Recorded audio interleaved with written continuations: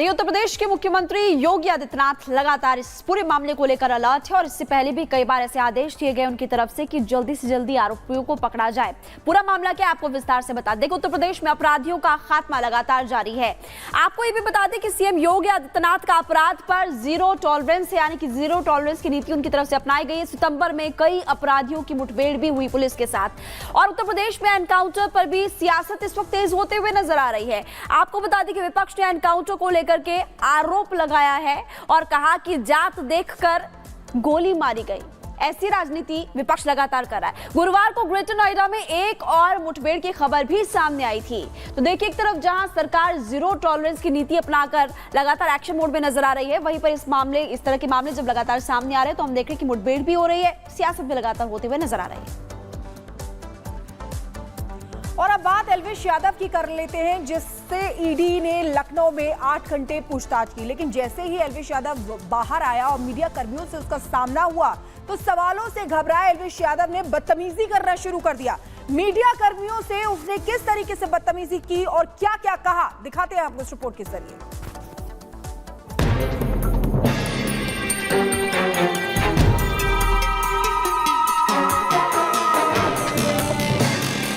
जहरीले खेल में फंसे एल्विश यादव की मुश्किलें कम होने का नाम नहीं ले रही। वो लगातार ईडी के निशाने पर है। एल्विश पर सांपों के जहर की सप्लाई समेत कई संगीन आरोप लगे हैं और इसी कड़ी में ईडी उनसे लगातार पूछताछ कर रही है। इसी कड़ी में एल्विश यादव को पूछताछ के लिए ईडी ने गुरुवार को लखनऊ बुलाया था, जहां उनसे करीब 8 घंटे तक पूछताछ की गई। खबर है कि इस दौरान ईडी के अधिकारियों ने एल्विश यादव से कई सवाल पूछे, लेकिन एल्विश ने ईडी के किसी भी सवालों का सीधा जवाब नहीं दिया। और तो और एल्विश ने ईडी की जांच को गुमराह करने की कोशिश भी की। एल्विश अपना पक्ष रख दीजिए। नहीं रखना। हालांकि एल्विश ईडी के सवालों से कुछ दिनों के लिए बच तो सकते हैं, लेकिन कानून के जाल में बुरी तरह सुलझे एल्विश की मुसीबत इस स्टंट से कम नहीं होने वाली। लेकिन ईडी की 8 घंटे की पूछताछ ने एल्विश का मिजाज कुछ ऐसा बिगाड़ा कि वो ईडी दफ्तर से बाहर निकलने के बाद भड़क गए और उन्होंने पूछताछ की सारी भड़ास मीडिया पर निकाल दी। मीडिया ने उनसे लखनऊ में हुई पूछताछ के बारे में सवाल पूछे। वो मीडिया कर्मियों के साथ अभद्रता पर उतर आए। एल्विश अपना पक्ष रख दीजिए। नहीं रखना। नहीं रखना। आपको बता दें, यूट्यूबर एल्विश यादव बीते कई महीनों से ईडी दफ्तर के चक्कर काट रहे हैं। उन पर कई गंभीर आरोप लगे हैं, जिसमें ताजा आरोप ये है कि वो रेव पार्टी और विदेशी लड़कियों के माध्यम से दूसरे देशों में भी क्लब चला रहे हैं। जानकारी के मुताबिक इस मामले में ईडी को एल्विश के खाते से डॉलर में ट्रांजैक्शन के कई रिकॉर्ड भी मिले हैं और इसी केस में ईडी ने पूछताछ के लिए उन्हें लखनऊ बुलाया था। लेकिन एल्विश बजाय मीडिया के सवालों के जवाब देते वो उल्टा अपना जहर मीडिया के लोगों पर उगलकर चले गए। Bureau report, Republic Bharat. तो देखा आपने किस तरीके से सवालों से घबराए एल्विश यादव वहां पर मीडिया कर्मियों से ही बदतमीजी करने लगे। अब आपको बता दें कि एल्विश ने क्यों जहर उगला। ईडी के रडार पर एल्विश यादव हैं, जिन्होंने 8 घंटे ईडी ने पूछताछ एल्विश यादव से की। एल्विश पर कई संगीन आरोप लगे हैं। सांपों की जहर सप्लाई का इन पर सबसे बड़ा आरोप है। सांपों की तस्करी का आरोप भी इन्हीं पर है। एल्विश पर मनी लॉन्ड्रिंग का भी आरोप है। खाते में डॉलर से लेन देन भी दर्ज है। ईडी का कई मामलों में पूछताछ जारी है। गुरुवार को भी ईडी से सामना हुआ एल्विश यादव का। तो आप देखिए किस तरीके से मीडिया के सवालों से तिलमिला गए। जब मीडिया ने उनसे सवाल किए इसी को लेकर तो वो तिलमिलाते हुए नजर आए। मनी लॉन्ड्रिंग का उन पर आरोप है, सांपों की जहर का उन पर आरोप है और साथ ही साथ सांपों की तस्करी करने का आरोप भी एल्विश यादव पर है। चलिए खबरों में आगे बढ़ते हैं, बात करेंगे हिमाचल प्रदेश की राजधानी शिमला के हाट की यानी कि संजौली की बात करते हैं। संजौली से एक ऐसा मामला सामने आया जहां पर अवैध मस्जिद को लेकर के आक्रोश लोगों में काफी ज्यादा बढ़ गया। लोग वहां पर ये कह रहे हैं कि सिर्फ और सिर्फ एक मंजिला इमारत बनाने के लिए अनुमति दी गई थी, लेकिन देखते देखते 3 मंजिल बना दी गई और इसको लेकर के अब मांग उठ रही है कि बुलडोजर से कार्रवाई की जानी चाहिए, इसको ध्वस्त किया जाना चाहिए। सरकार को अल्टीमेटम दिया गया है हिंदू संगठनों की तरफ से 2 दिन का। रिपोर्ट आप देखिए।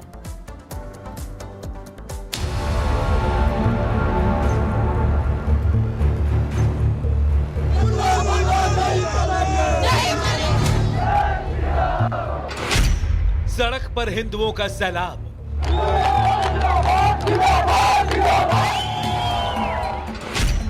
अवैध मस्जिद पर बवाल।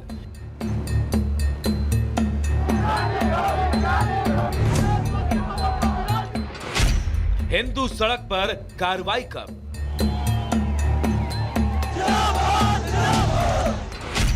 बुलडोजर की मांग, सुक्खू परेशान। अवैध निर्माण बाकी सबके जब गिर रहे हैं तो इसके लिए क्यों स्पेशल रियायत क्यों दी जा रही है? अवैध निर्माण है तो वो गिरना चाहिए।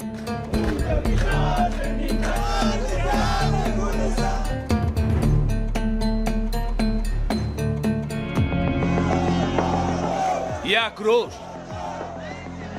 ये गुस्सा, ये नारेबाजी तस्वीर हिमाचल के शिमला की है और इसकी जड़ में है संचौली का अवैध मस्जिद।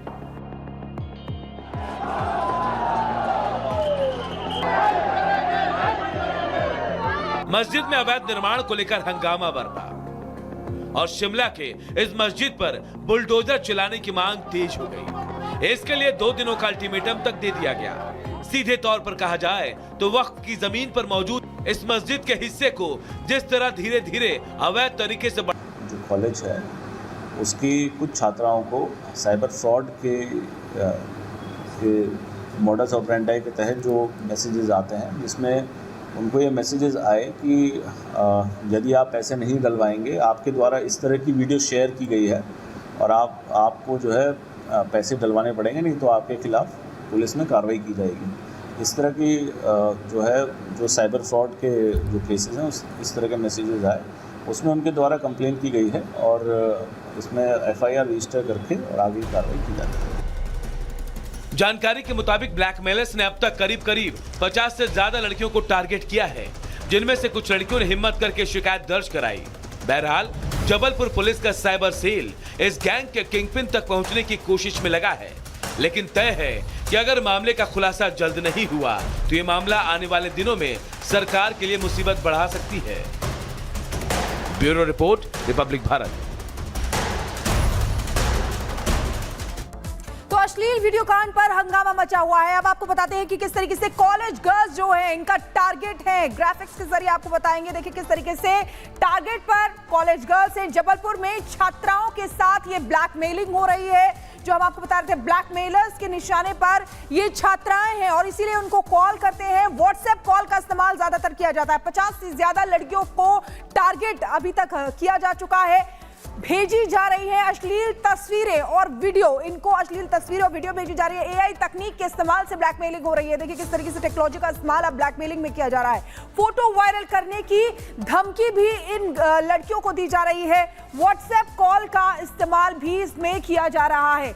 कॉलेज प्रशासन ने शिकायत दर्ज कराई है। इसी को लेकर जबलपुर पुलिस केस की जांच में जुटी हुई है। यानी कि कॉलेज प्रशासन को भी इस बात की जानकारी थी। ABVP के छात्र विरोध प्रदर्शन इसी को लेकर कर रहे हैं, क्योंकि देखिए किस तरीके से जो कॉलेज की लड़कियां हैं उनको निशाना बनाया जा रहा है, ब्लैकमेल किया जा रहा है। कॉलेज प्रशासन जो है उसको भी इस बात की जानकारी थी। चलिए खबरों में आगे बढ़ते हैं, बात करेंगे मध्य प्रदेश की। देखिए मध्य प्रदेश में इस वक्त कई सवाल खड़े हो रहे हैं कि वहां पर क्या महिलाएं सुरक्षित नहीं है, क्योंकि मध्य प्रदेश में शहर शहर दरिंदे इस वक्त घूम रहे हैं और दिन के उजाले से खबरें सामने आती है कि किस तरह से बच्चियां हों, महिलाएं हों, सभी की अस्मत को तार तार करने की कोशिश दरिंदे इस वक्त करते हुए नजर आ रहे हैं। एक ही दिन में 3 मामले सामने आ गए, जिसको लेकर के महिला सुरक्षा पर लगातार सवाल खड़े हो रहे हैं। इस रिपोर्ट को आप देखिए।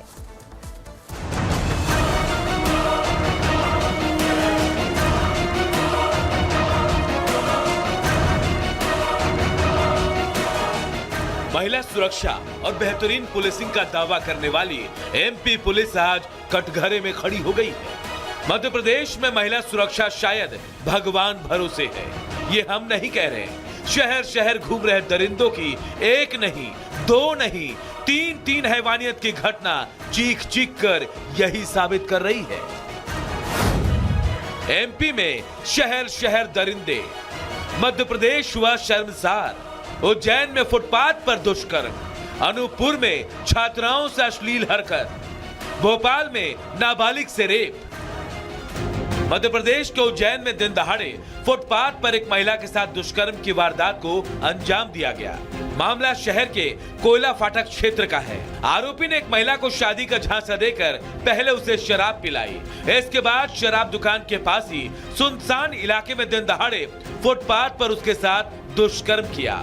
हद तो तब हो गई जब घटना को रोकने के बजाय लोगों ने इसका वीडियो बना लिया और सोशल मीडिया में वायरल भी कर दिया। इस घटना पर MP PCC chief Jitu Patwari का गुस्सा भी फूटा। उन्होंने एक्स पर लिखा, धर्म नगरी उज्जैन एक बार फिर कलंकित हुई है। इस बार भी काला टीका उज्जैन की कानून व्यवस्था के माथे पर ही लगा है। जीतू पटवारी ने इस घटना को लेकर प्रदेश सरकार पर जमकर निशाना साधा। हालांकि घटना की शिकायत मिलते ही पुलिस ने तुरंत एफआईआर दर्ज की और आरोपी को गिरफ्तार कर लिया। इसके बाद कोर्ट में पेश कर उसे जेल भी भेज दिया गया। वीडियो पर संज्ञान लेते हुए जो पीड़ित महिला है उसके थाना लाया गया और उसकी शिकायत पर एफआईआर दर्ज की गई है। पुलिस ने तत्काल एक्शन लेते हुए तत्काल एफआईआर दर्ज की और तुरंत ही एफआईआर के आधे घंटे में ही आरोपी को गिरफ्तार करके माननीय न्यायालय के समक्ष पेश किया है। अभी बीएनएस धारा 64 और 353 में एफआईआर दर्ज की गई है। दूसरी घटना मध्य प्रदेश की राजधानी भोपाल की है, जहां एक मुस्लिम युवक ने नाबालिग के साथ दुष्कर्म की वारदात को अंजाम दिया। आरोपी इरफान स्कूल से आ रही बच्ची को किसी बहाने अपने घर ले गया और उसके साथ दुष्कर्म की वारदात को अंजाम दिया। जानकारी के मुताबिक आरोपी नाबालिग का पड़ोसी था। छात्रा उसे चाचा कहती थी। मामले की जानकारी मिलने पर पुलिस ने एफआईआर दर्ज कर आरोपी को गिरफ्तार कर लिया। वहीं इस घटना के बाद हिंदू संगठनों का गुस्सा फूट पड़ा। बजरंग दल ने तो इटखेड़ी थाने का घेराव भी किया। तीसरी घटना एमपी के अनूपपुर की है, जहां एक शिक्षक ने छात्र शिक्षक के रिश्ते को तार-तार कर दिया। मामला रामनगर का है, जहां मलगा गांव के शासकीय प्राथमिक कन्या विद्यालय के प्रभारी शिक्षक पर मासूम बच्चियों के साथ गंदी हरकत करने, बैड टच करने, मासूमों के कपड़े उतार कर उन्हें अश्लील वीडियो दिखाने का आरोप लगा।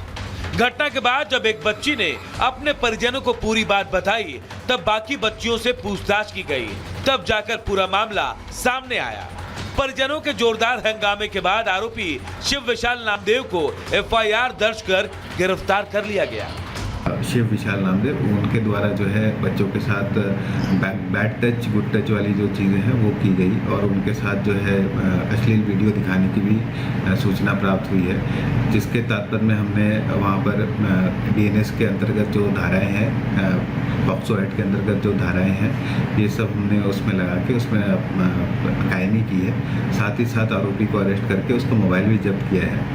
बेटी बचाओ बेटी पढ़ाओ का नारा तो है, बेटियां पढ़ तो रही है, लेकिन शहर शहर घूम रहे इन दरिंदों से बच नहीं रही। सवाल यही है कि इन घटनाओं के बाद क्या एमपी पुलिस अब भी दावा करेगी कि एमपी में बहु बेटियां सुरक्षित हैं? Bureau report, Republic Bharat. और अब बात यूपी पुलिस की करेंगे, जो अपराधियों को बख्शती नहीं है, छोड़ती नहीं है, अपराधी फिर चाहे कोई भी हो। और इसी की एक वानगी ग्रेटर नोएडा में देखने को मिली, जब बदमाश चेन छीनकर भाग रहे थे तो पुलिस ने उनका पीछा किया। बिल्कुल, और उसके बाद दनादन गोलियां चलनी शुरू हो गई। जब तक आम जनता कुछ समझ पाती, सोच पाती, तब तक हमने देखा कि कैसे अपराधियों को पकड़ लिया गया। रिपोर्ट आप देखिए।